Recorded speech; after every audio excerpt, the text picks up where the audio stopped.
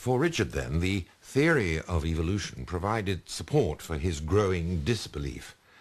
But I wanted to know why atheism was such a pressing issue for him.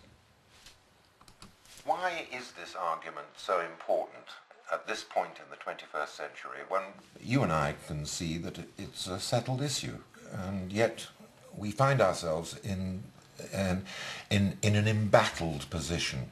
And why is the argument so important? As a scientist, to me it's important because I do regard the hypothesis of a supernatural designer as a scientific hypothesis. I think it's a wrong one, but it actually is science. One can't... I don't have much patience with theologians who say, well, we're really not disagreeing, it's just that religion concerns itself with morality and science concerns itself with the way the universe is, and there's no problem between them.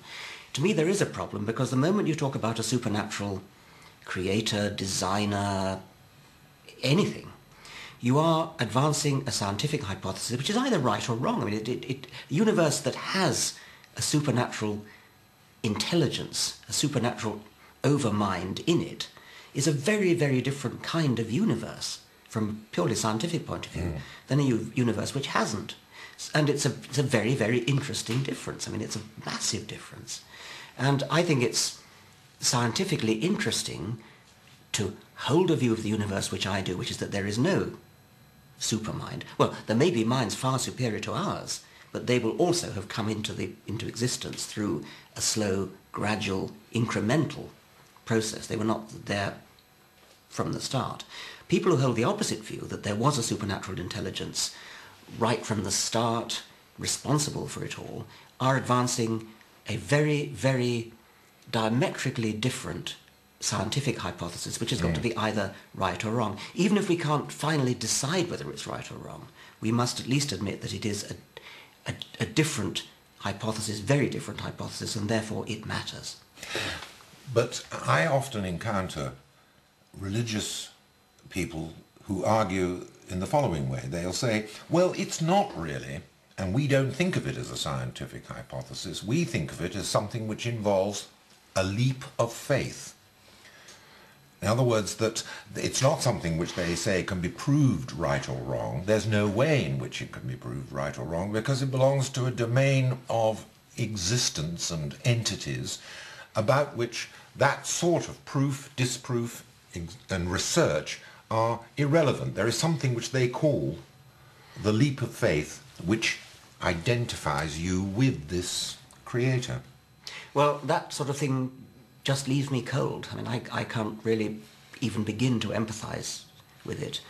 I understand that it may be in principle impossible to demonstrate one way or the other, so there may be no scientific test you could ever do to decide the question, and that I could believe. But to me that still leaves the point that it either is true or it isn't.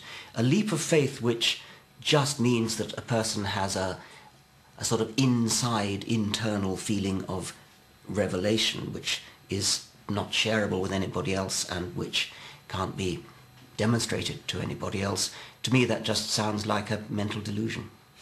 Why is it then that people actually invoke the notion of a leap of faith, not as a weakness on their part, but as some sort of virtue which is lacking in people like you and me? Well, that there is some sort of peculiar willingness, and a willingness which indicates some sort of spiritual generosity, which we somehow don't have. Well, I mean, first thing, I think it's important to stress, in view of our earlier conversation, that the kind of person you're now talking about is a very much more sophisticated animal than the sort who argues about creationism and that kind of thing, because those people really would think that there was some intervention by the deity in the world. But your people with their internal revelation presumably accept that their God doesn't actually intervene in the world. Otherwise they would have to concede that it is a scientific hypothesis. So the domain in which he works, or it works, seems to be a rather strangely detached from the world domain, purely concerned with internal feelings that people privately have. But the implication is that it's a domain from which we are unfortunate enough to be excluded. That's right. And that, as I say, that yes, it's a lack of some sort of talent, generosity, or blindness yes. on our part, which cuts us off from the beauty and majesty of this domain. Like not knowing what it's like to fall in love or something. Yes. Being deprived, being deficient in some important way. Yes, I mean, I can understand that, and I actually could imagine that we're not so deprived as... I mean, because you and I probably do have feelings that may very well be akin to a kind of mystical wonder when we contemplate the stars, when we contemplate the galaxies, when we contemplate life, the sheer expanse of geological time. I experience, and I expect you experience, internal feelings which sound pretty much like what mystics feel, and they call it God. And I've been called a very religious person for that reason. If I am called a religious person, then my retort to that is, well, you're playing with words, because what the vast majority of people mean by religious is something utterly different from this sort of transcendent mystical experience. What they mean is an entity which interferes in the world, which actually has some kind of impact upon the world and therefore is a scientific hypothesis. The transcendent sense, the transcendent mystic sense that people who are both religious and non-religious, in my usage of the term, is something very, very different. In that sense, I probably am a religious person. You probably are a religious person. But that doesn't mean we think that there is a supernatural being that interferes with the world, that does anything, that manipulates anything, or, by the way, that it's worth praying to or asking forgiveness of sins from, etc.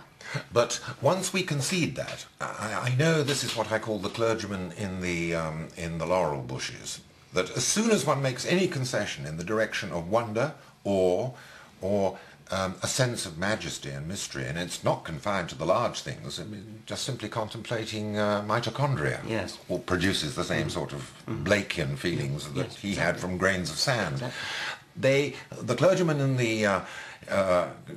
the laurel bushes leaps out and says, yes, you are one of us after all. Exactly. It's happened to me over and over again. I think it's deeply dishonest. I mean, I think it's fooling around with words and not understanding or not honestly dealing with the way ordinary people use words. And so I prefer to use words like religion, like God, in the way that the vast majority of people in the world would understand them, and to reserve a different kind of language for the feeling that we share with possibly your clergyman in the laurel. But, I mean, as soon as one does admit that, and admits the unknowability of things, there is always the implication from the religious, not necessarily from the orthodox religious, but the people who are susceptible to energies and vibrations and aromas and so forth, to the idea that, well, they often say, there must be something. Well, okay, I mean, it just doesn't follow. It's just. Well, my answer to them when they say there must be something, and I always say, well, yes, there is. It's everything. Yes. It's there without yes. any superadded. Yes.